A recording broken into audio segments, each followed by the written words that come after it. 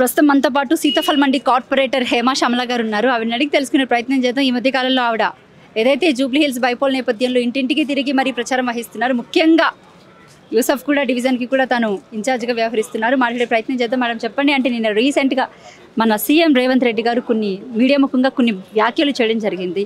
అది కూడా రోడ్ షోలోని. గత మున్సిపల్ శాఖ మంత్రి అసలు మురికివాడ పట్టించాడు అని చెప్పేసి అని కేటీఆర్ గారిని కొన్ని వ్యాఖ్యలు చేయడం జరిగింది. దాన్ని అసలు మీరు ఏ రకంగా చూస్తారు?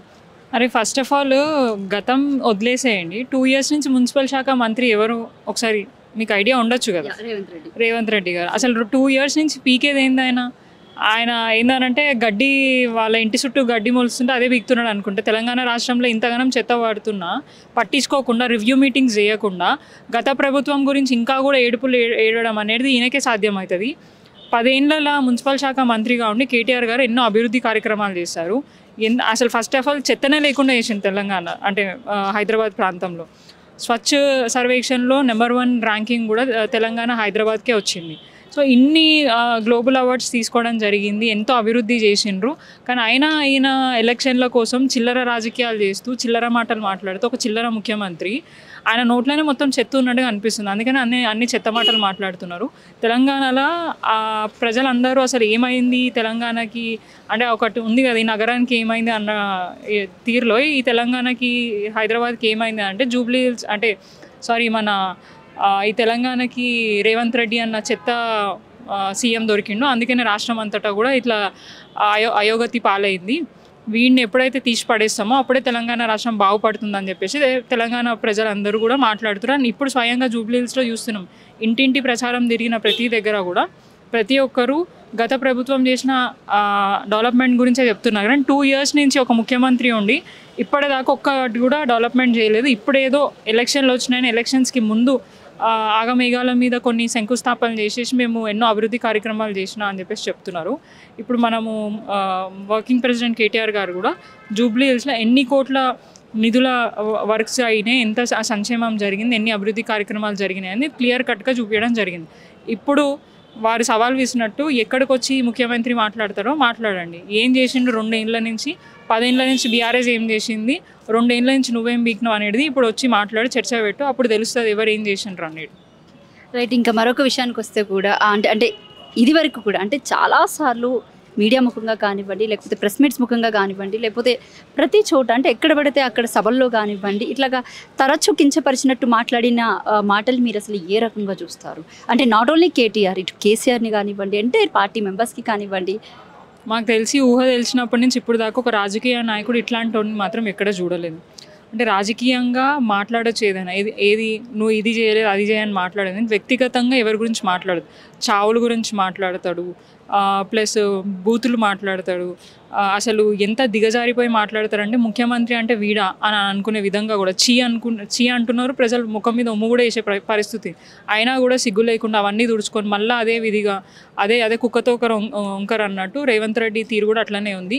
ఎన్నిసార్లు అయినా కూడా గదే వైఖరి చూపిస్తున్నాడు తప్ప ఎక్కడ కూడా హుందాతనాన్ని మెయింటైన్ చేస్తలేడు. అదే అంటారు కదా, అదే సునకాన్ని తీసుకుపోయి దాని మీద కూర్చోబెట్టినా దాని బుద్ధి మారదు. అట్లాంటి బుద్ధే రేవంత్ రెడ్డిది అనేది క్లియర్గా కనిపిస్తుంది. చిల్లర మాటలు మాట్లాడడం, చిల్లరగా ఒక అంటే కేవలం వారినే కాదు ఓటర్స్ని తిడతాడు, బ్లాక్మెయిలింగ్ చేస్తాడు. ప్లస్ ఒక అభ్యర్థి బీఆర్ఎస్ పార్టీకి సంబంధించిన అభ్యర్థి మీద అనుచితంగా మాట్లాడతారు. ఒక భర్త చనిపోయి కోల్పోయిన మహిళలను పట్టుకొని ఇష్టం వచ్చినట్టు మాట్లాడడం, వారి మీద కేసులు పెట్టడం. అదే కాకుండా వారు ఏదైనా ఎమోషనల్ అయ్యి వాళ్ళ భర్త గురించి ఎమోషనల్ అయ్యి ఏడిస్తే కూడా దాన్ని కూడా ఆ కన్నీరుని కూడా రాజకీయం చేయడం. ఇలాంటి చిల్లర వేషాలు వేయడం కాంగ్రెస్ పార్టీకి ఒక సంస్కృతి లాగా కనిపిస్తుంది. అంటే వాళ్ళకి కల్చర్ అదే ఉన్నట్టుంది. అక్కడ మంత్రులు అట్లనే ఉన్నారు, కింది స్థాయి నాయకులు అట్లనే ఉన్నారు.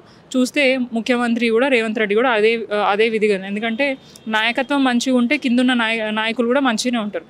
ఆయననే అట్లున్నాడు కాబట్టి ఇక వాళ్ళ దగ్గర ఎక్స్పెక్ట్ చేయాల్సిన అవసరం కూడా లేదనిపిస్తుంది. యూసఫ్ కూడా డివిజన్కి మీరు ప్రాతినిధ్యం వహిస్తున్నారు కదా, సో డివిజన్లో తిరుగుతున్నారు కాబట్టి ఏమంటున్నారు, అంటే ప్రజల నుంచి స్పందన ఏ రకంగా ఉంది?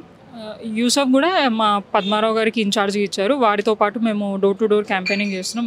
అదే కాకుండా మన క్యాండిడేట్ సునీత గారితో కూడా వివిధ ఏరియాస్లలో వివిధ డివిజన్స్లో తిరగడం జరిగింది. ఎక్కడైనా కూడా ప్రచారంలో డోర్ టు డోర్ వెళ్తే వారు డైరెక్ట్గా చెప్తారు మీరు రానవసరం లేదు, మాకు ఎప్పుడైతే బై ఎలక్షన్లు అనేది వచ్చిందో అప్పుడు వెయిట్ చేస్తున్నాం, ఎప్పుడు ఈ రేవంత్ రెడ్డికి బుద్ధి చెప్పాలా, మా ఓటుతోని వారికి బుద్ధి చెప్పాలా అని చెప్పేసి మేము వెయిట్ చేస్తున్నాం. ఆ డే వచ్చేసింది కాబట్టి November 11th రోజున రేవంత్ రెడ్డికి చెంపతోని కొట్టే విధంగా జూబ్లీహిల్స్ ప్రజలందరం కలిసి సునీత గారిని భారీ మెజారిటీతో గెలిపించుకుంటాం. 10 సంవత్సరాల పాటు తెలంగాణ రాష్ట్రం హైదరాబాదు చాలా సేఫ్గా సెక్యూర్డ్గా అభివృద్ధిలో కానివ్వండి, సంక్షేమంలో కానివ్వండి, అన్ని రంగాలలో ముందుండే. కానీ 2 ఏళ్ల నుంచి ఇప్పుడు దాకా ఇస్తాన్న ఏ ఒక్క హామీ నెరవేర్చలేదు. ముఖ్యంగా మహిళల గురించి, మహిళలకు ఇస్తాన్న ఏ ఒక్క హామీ నెరవేర్చలేరు. ఫ్రీ బస్ ఒకటి పెట్టేసి ప్రజల ప్రాణాలు తీయడానికి ఆ ఫ్రీ బస్ పనికొచ్చింది తప్ప ఏ మహిళకు కానీ ఎవరికి కానీ అవి ఉపయోగపడలేదు. ప్లస్ ఫ్రీ బస్ అంటున్నారు, ఒక చేతి నుంచి ఇచ్చి ఇంకో చేతి నుంచి గుంజుకుంటున్నాడు. ఆ మహిళకేమో ఫ్రీ అంటున్నారు, ఆ పురుషుడికేమో ఇంకా పెంచి వాళ్ళ దగ్గర నుంచి తీసుకుని, అంటే అల్టిమేట్గా ప్రజల మీద బర్డెన్ అయితే అన్ని విధాలుగా ఆయన వేస్తున్నాడు. రియల్ ఎస్టేట్ కుప్పకూలిపోయింది, అన్నీ అంటే ఒక్కటి చెప్పదు, అన్ని రంగాలలో ఫెయిల్ అయిపోయింది. సెక్యూరిటీ లేదు తెలంగాణ రాష్ట్ర ప్రజలకి. నిన్నగాక మొన్న ఆయన రేమత్ నగర్లో ఒక ప్రచారం రోడ్ షో చేసిన నెక్స్ట్ డే ఎర్లీ మార్నింగ్ 5 గంటలకి GHMC శానిటేషన్ వర్కర్ మీద అత్యాచారం జరిగింది. మరి ముఖ్యమంత్రియే హోమ్ మినిస్టర్గా ఉన్నాడు, ముఖ్యమంత్రియే ఎడ్యుకేషన్ మినిస్టర్ ఉన్నారు. గురుకులాలలో ఎంతోమంది ఆడబిడ్డలు చిన్నపిల్లలు ఊరేసుకొని చనిపోతున్నారు. మహిళలకి అంటే పైనున్న ఆఫీసర్స్కే భద్రత లేదు. రీసెంట్గా మనం చూసినాం, చాలామంది IAS IPS ఆఫీసర్లను మంత్రులు ఇంటికి సాయంత్రం పూట పిలిపించుకోవడం. ఇదేం కల్చర్, ఇదేమి పాలిటిక్స్ మాకు అర్థం అవ్వట్లేదు. ఫస్ట్ ఆఫ్ ఆల్ మహిళలను కోటీశ్వరులను చేయడం పక్కకు పెట్టి మహిళలకు భద్రత కల్పించే విధంగా ఏం చర్యలు తీసుకోవాలా, ఎట్లా పెట్టాలా అనేది ఆలోచించమని చెప్పి విజ్ఞప్తి చేస్తాం. ఇప్పుడు నవీన్ యాదవ్ అన్న మహిళల గురించి చాలా గొప్పగా చెప్తూ మాట్లాడిండు. మా రేవంత్ అని అది చేసేసిండు, మా కాంగ్రెస్ పార్టీ మహిళలకు చాలా గౌరవం ఇచ్చేసింది అన్న. అవన్నీ కాదన్న, ఇప్పుడు నువ్వు ఏదైతే నుంచున్నావో కంటెస్ట్ చేస్తున్న డివిజన్లోనే రేవంత్ నగర్లో ఒక పారిశుద్ధ్య కార్మికురాల మీద అత్యాచారం జరిగింది. మరి ఇప్పుడు దాకా నువ్వు స్పందించినావా, నీ ముఖ్యమంత్రి స్పందించిందా, మేయర్ స్పందించినా, నీ మహిళా ఎమ్మెల్యేలు కానీ మంత్రులు కానీ స్పందించినా? ఎవరు ఏం మాట్లాడారు కానీ చిల్లర రాజకీయాలు చేస్తూ ఒక మహిళ పట్ల కించపరిచే విధంగా మాట్లాడుతున్నారు. రీసెంట్గా అంటే అజారుద్దీన్కి ఎమ్మెల్సీ ఇచ్చి మినిస్టర్ పదవి ఇచ్చి మరి క్యాబినెట్లోకి తీసుకున్నారు కాబట్టి మినిస్టర్ పదవి అంటే ఇందాక మీరు కామెంట్ చేశారు, సీఎం రేవంత్ రెడ్డి కిందే ఎడ్యుకేషన్ పెట్టుకున్నారు, సీఎం రేవంత్ రెడ్డి కిందే మున్సిపల్ శాఖ పెట్టుకున్నారు, సీఎం రేవంత్ రెడ్డి కిందే ఇలాగంటే హోమ్ మినిస్టర్ పెట్టుకున్నారు. అంటే ఇవన్నీ కాకుండా సంబంధం లేకుండా ఓన్లీ మైనారిటీ అథారిటీస్కి సంబంధించినటువంటి మినిస్టర్ ఇవ్వడం తప్ప ఎందుకు ఈ శాఖలు పాపం ఆయనకి ఇవ్వలేకపోయారు? ఫస్ట్ ఆఫ్ ఆల్ 2 years నుంచి ఆయనకు మైనారిటీలు గుర్తు రాలేదు, వాళ్ళని పక్కకు పెట్టేసిండు. ఓవరాల్గా ఒక ఎమ్మెల్యే లేదు, ఎమ్మెల్సీ లేరు, అండ్ మైనారిటీకి సంబంధించిన ఇస్తా అన్న ఏ ఒక్క హామీలు నెరవేర్చలేదు. ఇప్పుడు జూబ్లీహిల్స్ బై ఎలక్షన్లో 1,00,000 ఓట్లు మైనారిటీలు ఉన్నాయి కాబట్టి వారిని ఏమంటారు వారి వైపు తిప్పించుకునే విధంగా ఈరోజు వారి అవసరానికి అజారుద్దీన్ కానీ లాస్ట్ టైం ఏమో ఆయనకి ఎమ్మెల్సీ ఇచ్చి పక్కకు పెట్టేసిండు, అంటే ఇస్తా అని చెప్పి పక్కకు పెట్టారు. ఎమ్మెల్యే ఇవ్వద్దు కాబట్టి పక్కకు పెట్టిండు. అంటే అన్ని విధాలుగా ఇప్పుడు ఆల్రెడీ షబీర్ అలీ ఖాన్ ఉన్నారు, మరి ఆయనకి ఇవ్వచ్చు కదా, ఇన్ని రోజులు ఏం చేశారు, ఆయనకి ఎందుకు ఇవ్వలేదు? ఇప్పుడు ఎలక్షన్ జూబ్లీహిల్స్లో ఆయనదని చెప్పేసి అది కూడా ఎలక్షన్ ఏమంటారు ఉల్లంఘన కిందనే వస్తుంది. ఒక దగ్గర ఎలక్షన్లు అయ్యే దగ్గర ఒక ఆయనని మళ్ళీ ఒక మంత్రిగా చేయడం, అదే నియోజకవర్గానికి మళ్ళీ హామీలు ఇస్తా అని చెప్పి ఎందుకు మరి బీఆర్ఎస్ పార్టీ పెద్దగా స్పందించలేదు? ఆల్రెడీ స్పందించింది, దాని మీద రెస్పాండ్ అయింది, ఎలక్షన్ కమిషన్కి కంప్లైంట్ కూడా ఇచ్చింది. ఇదే కాదు, వారు చేస్తున్న దొంగ ఓట్ల దాని గురించి కూడా చెప్పారు, వారు చేస్తున్న అరాచకం. ఇప్పుడు ఇంటింటి ప్రచారం పోయినప్పుడు కూడా వాళ్ళు మా మీద చేసే దాడి మీద కూడా మా లీగల్ టీమ్ ఆల్రెడీ దాని మీద ఈసీకి కంప్లైంట్ చేయడం జరిగింది, లీగల్గా ప్రొసీడ్ అవుతున్నాం. సో ఎక్కడికక్కడ మేము తీసుకోవాల్సిన చర్యలు మేము తీసుకుంటున్నాం. కానీ ఇవి ప్రజలు గమనించాలి, మైనారిటీలకి ఇప్పుడు దాకా చేస్తా అన్న ఏ ఒక్క హామీని నెరవేర్చకుండా కేవలం మన స్వార్థం కోసం అది కూడా ఆయన ఇష్టానికి ఇవ్వలేదు. మేము బీఆర్ఎస్ పార్టీ నిరంతరం మైనారిటీల గురించి ప్రశ్నిస్తే దాని గురించి భయపడి ఇది కూడా చేయకపోతే ఆ మాత్రం ఓట్లు రావని చెప్పేసి హజారుద్దీన్ గారికి మంత్రి పదవి ఇచ్చిండ్రు. కానీ దాంతో మైనారిటీ సోదరులకు వచ్చేది కూడా లేదు, పోయేది కూడా ఏం లేదు క్లియర్గా. ఎందుకంటే వారికి ఇస్తాన హామీల గురించి చెప్పాలి, ఆయన అది చెప్తలేడు.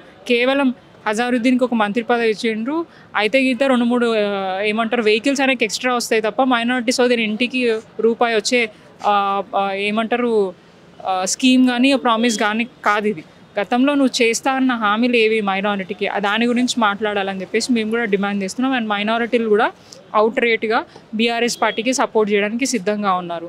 వారు కూడా క్లియర్గా చెప్తారు, ఏ ఎంఐఎం ఓటు రాని, కాంగ్రెస్ ఓటు రాని, ఎవడు వచ్చినా కూడా వారందరినీ కాదని ఖచ్చితంగా మేము బీఆర్ఎస్ కోటేస్తాం. 10 సంవత్సరాల పాటు బీఆర్ఎస్ మాకు అన్ని విధాలుగా ఆదుకుని మైనారిటీ లోన్స్ ఇచ్చింది, మైనారిటీ స్కూల్స్, రెసిడెన్షియల్ స్కూల్స్ ఇచ్చారు. సో షాదీ ముబారక్ ఇచ్చారు. అట్లాంటివి చెప్పుకుంటూ పోతే మైనారిటీకి చాలా చేసినవి ఉన్నాయి. సో డెఫినెట్గా మేము సునీత గారిని గెలిపించుకుంటామని మైనారిటీలు కూడా చెప్పడం జరుగుతుంది.